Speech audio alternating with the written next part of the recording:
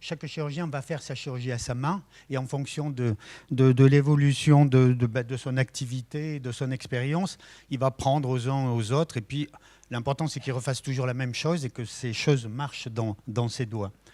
Donc, en gros, mes techniques actuelles, elles sont simples, mais c'est du 2 voies depuis toujours, 23 gauges. Je fais des vitrectomies assez complètes, quelle que soit l'indication, et très très souvent des chirurgies combinées, puisque la majorité des recrutements, même des chirurgies à froid, sont pour les trous maculaires. On peut avoir des gens à 62 ans, mais les membranes, c'est plutôt à 70 ou autre. Donc la cataracte, pour moi, elle fait presque partie pour avoir une chirurgie one-shot pour les patients. Autrefois, je faisais dans les années 80, c'était moi j'avais appris des techniques à 3 voies avec les anneaux de Landers, sont suturés, les infuseurs, etc. Puis Didier m'a appris un peu l'évolution de Nabil de ce matin, de la chirurgie à 2 voies en 20 gauges. Donc à l'heure actuelle, j'utilise systématiquement du 2 voies, 23 gauges.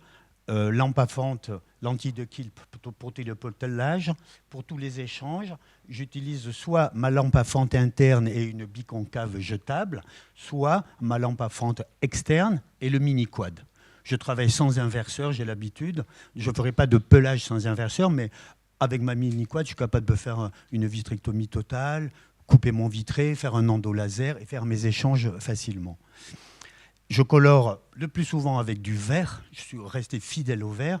Et parce que le vert, pour moi, n'est toxique que s'il est en contact avec l'épithélium pigmentaire. Et donc, il n'y a que dans les cas de trous maculaires, je l'avais présenté à Biarritz il y a quelques années, je fais un coating de Viscoat. Je protège ma macula et je colore. Mais je fais des échanges complets avec une aspiration active. Et je travaille avec une machine Bausch & Lomb qui n'est pas... bon. Alors, mes indications, en gros, bien sûr, les décollements de rétine, surtout dans les indications qui sont les plus fréquentes, qui sont les vitrectomies cryo-gaz. Donc là, je gaze le plus souvent avec du SF6, c'est mon tamponnement le plus fréquent, rarement avec des gaz à base de carbone. Je tamponne bien sûr les trous maculaires. Je fais une viscoprotection, je colore au vert. Et dans des trous anciens, larges, myopie forte, j'essaie d'avoir cette technique de lambeau. Et j'ai vu avec mon associé Ariel Nichal, on commence à avoir des résultats un peu surprenants par rapport à des cas où on se disait on aura peut-être un échec ou même pas une amélioration fonctionnelle. On commence à avoir des cas qui nous ont surpris, parce qu'on a quand même, enfin j'ai un recul aussi d'expérience. Donc je pense que ce qu'on nous a montré à l'EVRS, il faut se poser ces questions.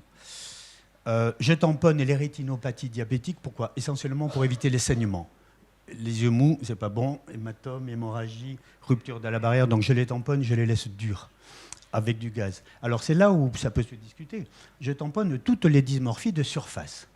C'est-à-dire que, comme pour prendre une métaphore, comme expliquait Didier, vous êtes un tapissier, vous rentrez dans la pièce, il y a des toiles d'araignée, la tapisserie est toute gondolée, vous voulez la déplisser, vous ne laissez pas la tapisserie dans de la flotte. Pour les trous maculaires, on les tamponne.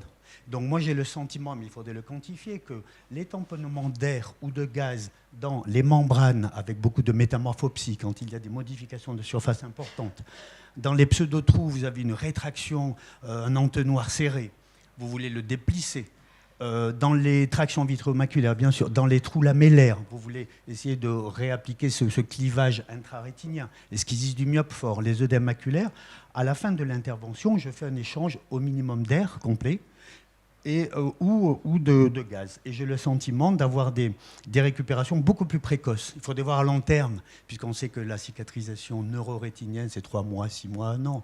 Mais j'ai ce sentiment clinique, alors il faut se méfier des sentiments cliniques. Je ne tamponne pas les corps flottants, sauf si lésion périphérique. Alors pourquoi? C'est ce que je vous disais, un effet de lissage, je recherche un effet d'assèchement, restauration de l'anatomie, éviter des hypotonies, des fuites. Ça, on en parlait avec Philippe Corr, il y a de nos amis bruxellois. Enfin, on est plusieurs à avoir évolué un petit peu dans cette envie de gazer beaucoup de chirurgie à froid. Alors, les autres petites indications, ça c'est un peu...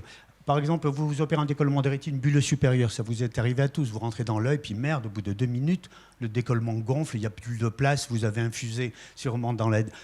Vous êtes bloqué, vous êtes en début de vitrectomie, vous n'avez pas envie de balancer tout de suite du perfus, vous n'avez pas commencé, vous ne savez pas comment est la macula. Un échange gazeux rapide permet souvent de refaire de l'espace et de reprendre les choses en main. Bien sûr, les cryos sous gaz, évite les dispersions, ça c'est connu. Pour des décollements du pôle postérieur, vous avez un décollement je ne parle pas par trou maculaire, mais par déchirure paravasculaire, ben, il faut traiter, donc il faut la mettre à plat. Donc on peut faire un laser sous gaz, sous air, ou après sous perfluorocarbone. Bien sûr, pour les tamponnements, quand vous avez à remplir un œil d'huile de silicone, le cas le plus simple, c'est si on peut éviter le perfus ou faire un échange perfus-air, c'est de jeter son silicone dans un œil tamponné par air. Ça, c'est simple, c'est facile.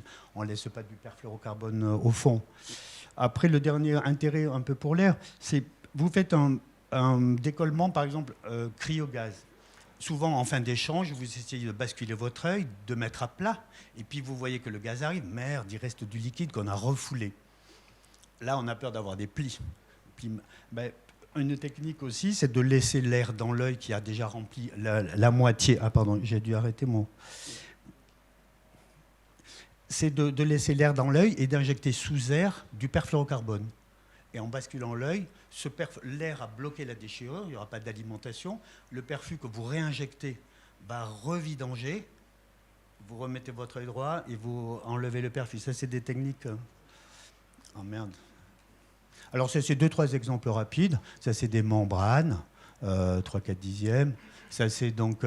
voilà, donc ça, c'est des membranes qui, pour moi, m'ont incité au début à mettre de l'air. Quand on voit ces anomalies anatomiques à l'OCT, on a envie de les lisser davantage et on a peur que le simple pelage ou le pelage le plus parfait, ça peut peut-être amorcer les premiers jours une cicatrisation vers le bon sens. Je ne dis pas que ça va transformer le pronostic de toutes les membranes, mais on essaie d'amorcer ce lissage.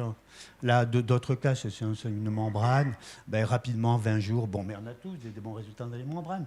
Mais mon sentiment, c'est que ça allait plus vite. Ça, c'est une membrane bilatérale, une femme assez jeune. Donc bilatérale, c'est embêtant. Elle avait ça à l'OCT. Donc ça, c'est son premier œil. Là, on est à 1 mois. Donc parfaite récupération. C'est une chance, mais une parfaite récupération. Donc les métamorphopsies, les plis se sont déplissés avec du SF6. Son deuxième œil, pareil, à 1 mois. Très bon résultat. Donc tout ça m'incite, dans les cas de dysmorphie importante à l'OCT, de faire plus que le simple pelage et d'essayer d'amorcer. Comment ? Je leur dis de se mettre en position bulle, mais s'ils ne le font pas, ça ne me gêne pas beaucoup. Et c'est de l'air. Alors, en fonction de ce que je vois. C'est soit de l'air, soit du SF6 à 20%. Voilà, donc ça résume un peu ce que je disais. Essayer de faire une chirurgie la plus définitive possible, en faisant une vitrectomie précise, vérifier les périphéries, les cristallins, et les pelages, bien sûr, des puckers, enfin, pour anticiper dans les décollements. Donc, c'est un peu l'évolution de ma chirurgie en 20 ans.